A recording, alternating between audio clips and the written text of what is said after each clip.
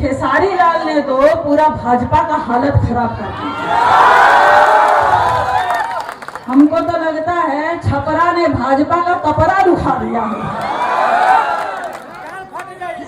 और बहुत जरूरी है, हालत सुधारना बहुत जरूरी है, सरकार को पलटना बहुत जरूरी है, क्योंकि हमारी बहनें भी वहां मौजूद है।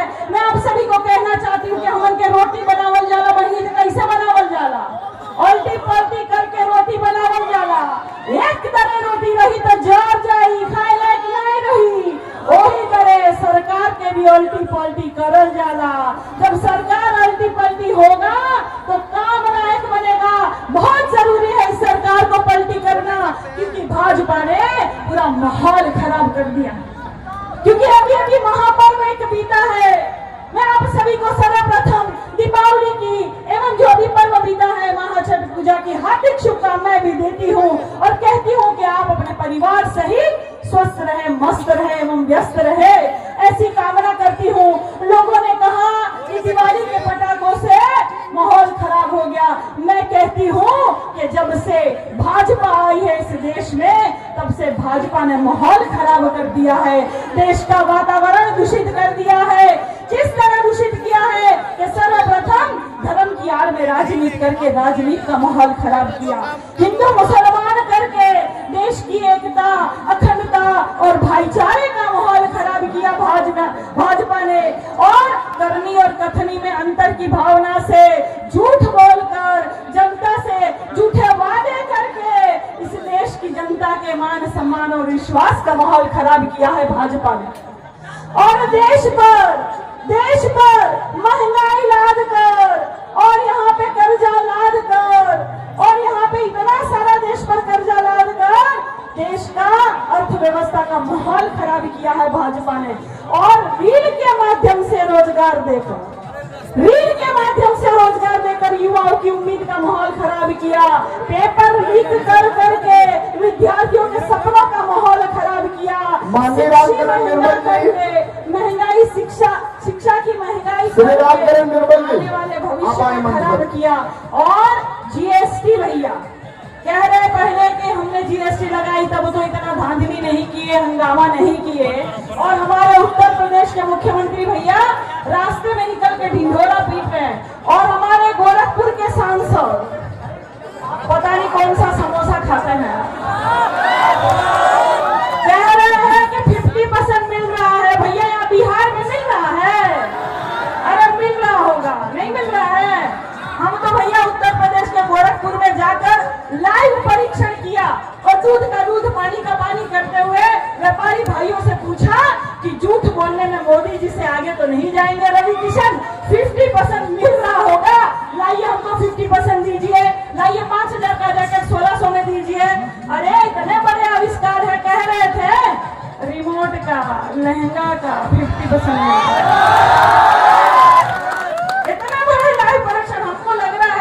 भाइयों ने हमको कहा कि नहीं मिल रहा है बहन, ये झूठ बोल रहे हैं, पता नहीं कौन सा सस्ता नशा करते हैं। हमको लगता है कि 44 करोड़ का गांजा उतरा था और कहीं पूरा समोसा का साथ लपेट कर कहीं हर हर महादेव तो नहीं कर दिए हैं। इस तरह से झूठ बोलने का माहौल करते हैं। मैं ज्यादा समय नहीं लूंगी क्योंकि और भी शानदार और दमदार वक्ता यहाँ के मौजूद है। मैं सिर्फ एक कविता के माध्यम से आप लोगों को बताना चाहूंगी कि समाज को ये जरूरी। रणजीत जी कहीं हो मिलने, पीछे का बैनर लगवाना है, आप कहीं भी हो, रणजीत जी मंच पे आके मिलने। एक बार तालियां बजा दीजिए काजल निषाद जी के लिए, फिर से जोरदार। अपने गाँव में है पूरा।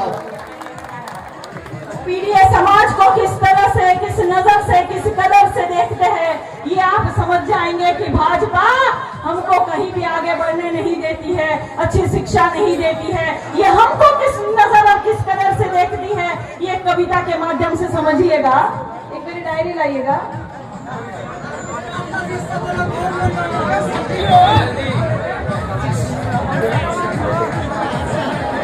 दोस्तों आज हम लोग आए हैं खेसारी जी के प्रचार में। संतोष भैया, सौरभ हिंदी वाले, सुभाष भैया, के भाजपा वाले कहते हैं, हमको पूछते हैं कि कौन जात हो।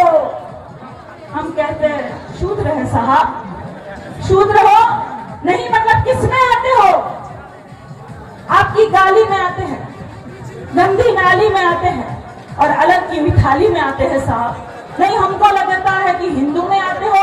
हाँ आते हैं ना साहब, कावड़ उठाते हैं ना साहब, आपके चुनाव में हम हिंदू में भी आते हैं साहब। अरे क्या खाते हो? वही जो शूद्र खाता है साहब। नहीं मतलब क्या क्या खाता है कि कर्ज का भार खाता है, आपसे मार खाता है और तंगी में कभी नून तो कभी अचार खाता है साहब। अरे हमें लगा मुर्गा खाते हो। अरे खाता हो ना साहब, पैसा भी पाता हो ना साहब। आपके चुनाव में हमारी अम्मा 10,000 भी पा जाती है साहब। अरे मुझे लगा कि मुर्गा खाते हो, खाता हो ना साहब, पैसा भी पाता हो ना साहब।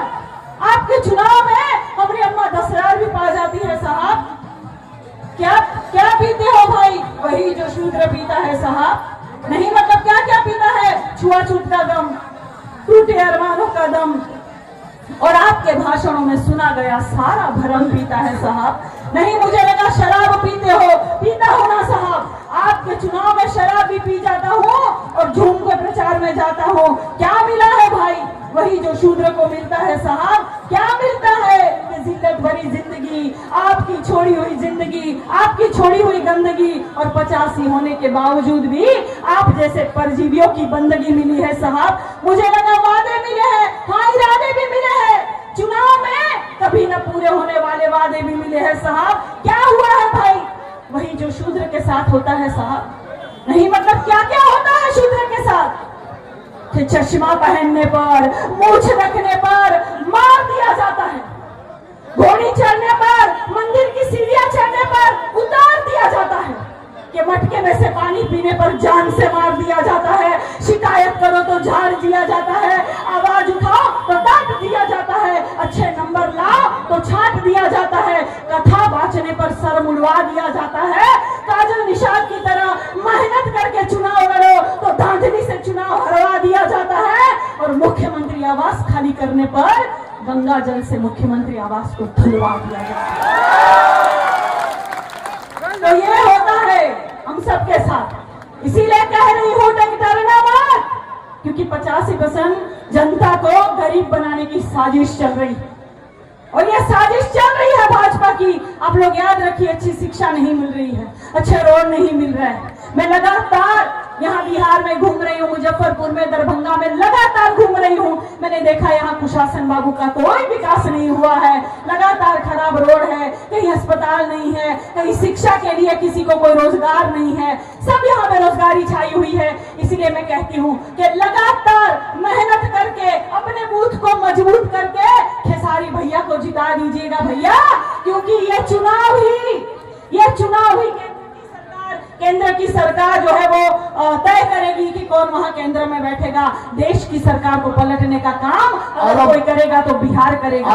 आखिरी कविता के माध्यम से कहना चाहती हूँ कि डरना नहीं, आपकी ये बहन किसी से डरती नहीं है, डरना नहीं और कह देना भाजपा से कि हम डरते नहीं है तुम्हारी एक चोर भाजपा सरकार से, हम बिकते नहीं है तुम्हारे शाम दाम दंड भेद वाले अत्याचार से, जातिवाद फैलाकर तुमने धर्म हमारा बांटा है।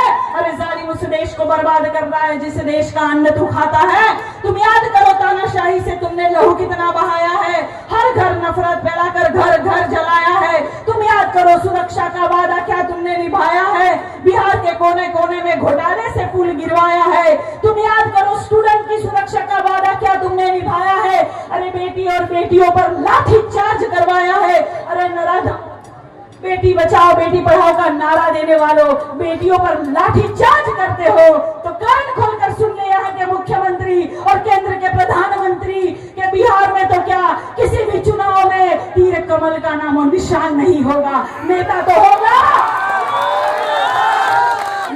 होगा लेकिन झूठा जुमलेबाज और बेईमान नहीं होगा। अरे लाल कर दिया तुमने अपने हरकतों से अपनी माटी को, कलंकित कर दिया तुमने अपने हरकतों से अपनी जाति को, जहर पिलाकर धर्म का इस प्रदेश के परिवारों को भय और लालच दिखलाकर तुम लूट रहे किसानों को। पूरी दबंग गई पूरी मक्कारी, बिहार में बर्बादी है। सारा देश जान चुका ये हरकत भाजपा वाली है।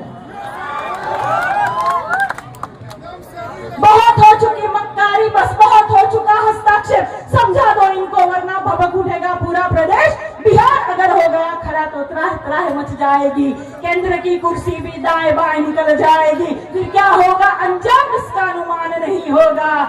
नेता तो होगा लेकिन झूठा जुमलेबाज और बेईमान नहीं होगा। अभी आखिरी लाइन से अपनी वाणी को मैं विराम देना चाहती हूँ कि कुशासन बाबू बिहार की चिंता मत करो, बिहार की चिंता मत करो, हम तीर कमल का झोला और झोल बदल देंगे।